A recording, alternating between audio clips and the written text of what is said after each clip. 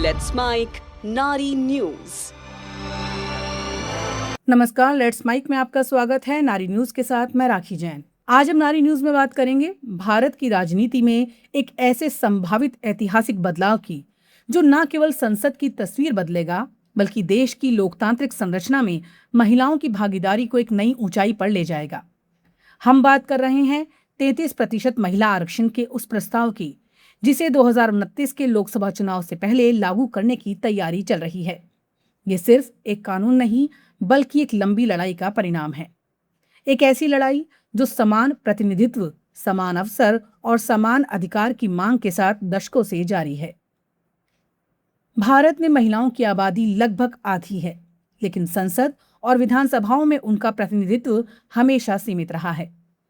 ये विडंबना है कि जिस लोकतंत्र में हर नागरिक को बराबरी का अधिकार दिया गया है, वहां निर्णय लेने वाली संस्थाओं में महिलाओं की भागीदारी अपेक्षाकृत कम रही है।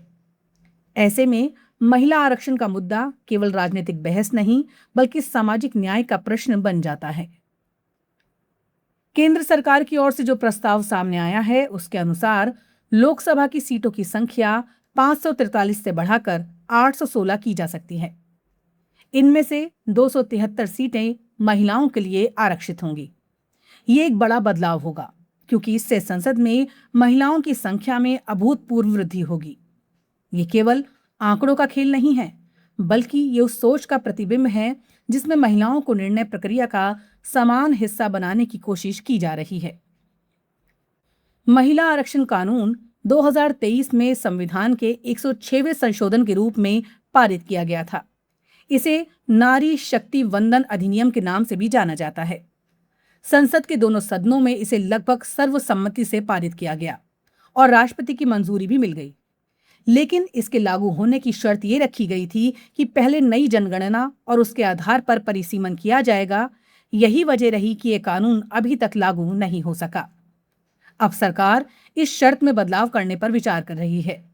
प्रस्ताव है कि 2011 की जनगणना के आंकड़ों के आधार पर ही परिसीमन किया जाए ताकि महिला आरक्षण को 2029 के चुनाव से पहले लागू किया जा सके। ये एक व्यवहारिक कदम माना जा रहा है क्योंकि नई जनगणना और परिसीमन की प्रक्रिया में समय लग सकता है, जिससे ये ऐतिहासिक बदलाव और टल सकता है। इस प्रस्ताव को लागू करने के लिए संसद में 2 अहम बिल लाने जाने की योजना है। पहला बिल नारी शक्ति वंदन अधिनियम में संशोधन से जुड़ा होगा, जबकि दूसरा परिसीमन कानून में बदलाव से संबंधित होगा। इन दोनों बिलों को पारित करने के लिए संसद में 2/3 बहुमत की आवश्यकता होगी। इसलिए सरकार विपक्षी दलों से सहमति बनाने की कोशिश कर रही है। ये भी एक महत्वपूर्ण पहलू है क्योंकि इस तरह के बड़े संवैधानिक बदलाव के लिए व्यापक राजनीतिक समर्थन जरूरी होता है। इस आरक्षण के ढांचे में यह भी सुनिश्चित किया गया है कि अनुसूचित जाति और अनुसूचित जनजाति की महिलाओं को उनके कोटे के भीतर हिस्सा मिले। हालांकि अन्य पिछड़ा वर्ग यानी ओबीसी महिलाओं के लिए अलग से प्रावधान फिलहाल शामिल नहीं किया गया है, जो आगे चलकर एक नई बहस का विषय बन सकता है। यह सवाल उठता है कि क्या महिला आरक्षण के भीतर भी समानता सुनिश्चित की जा रही है या नहीं। अगर ये प्रस्ताव लागू होता है तो इसका प्रभाव पूरे देश में देखने को मिलेगा।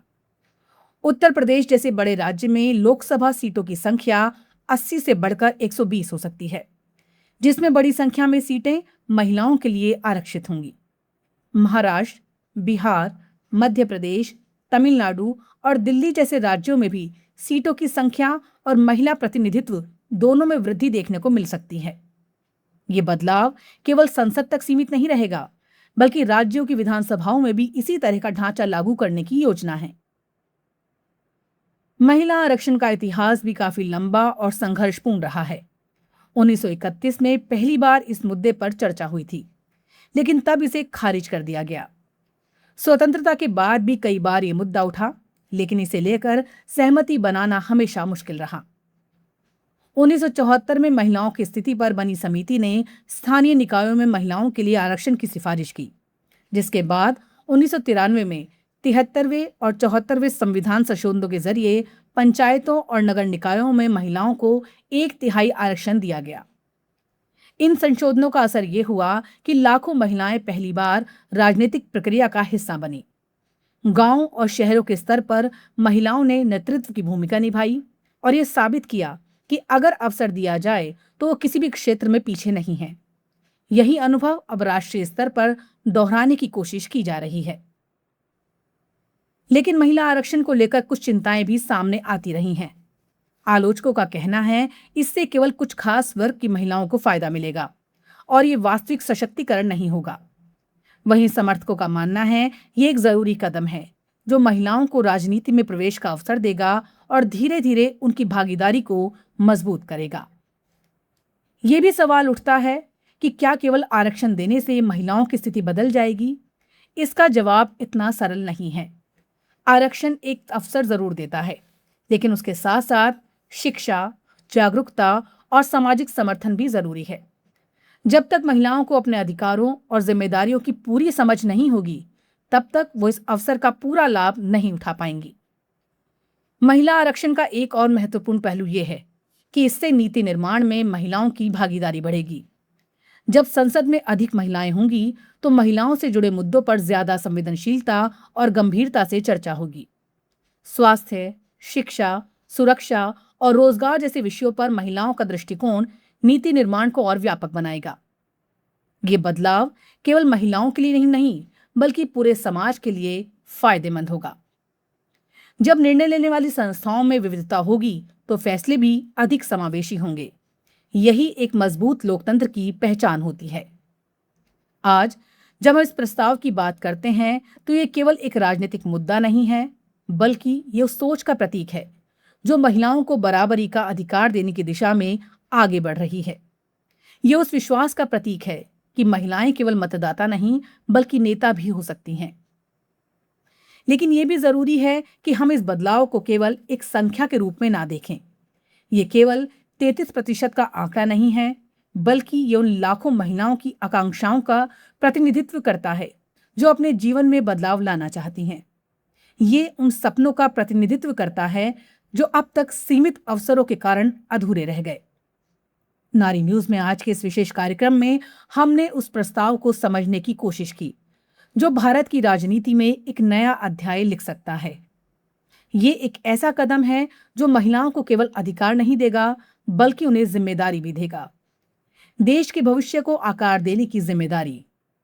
और अंत में बस इतना ही, जब संसद में महिलाओं की आवाज मजबूत होगी तो लोकतंत्र भी मजबूत बनेगा, क्योंकि एक सशक्त लोकतंत्र वही होता है जहां हर वर्ग, हर समुदाय और हर व्यक्ति को अपनी बात कहने का बराबर मौका मिलता है। और शायद यही इस प्रस्ताव का सबसे बड़ा उद्देश्य है, एक ऐसा भारत बनाना जहां नारी शक्ति केवल एक नारा नहीं बल्कि एक वास्तविकता हो। आज के नारी न्यूज में बस इतना ही।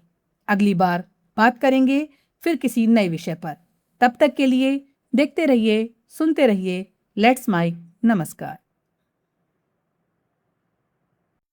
आप सुन रहे थे let's mike more than radio. Follow कीजिए हमें हमारे सोशल मीडिया प्लेटफॉर्म्स पर।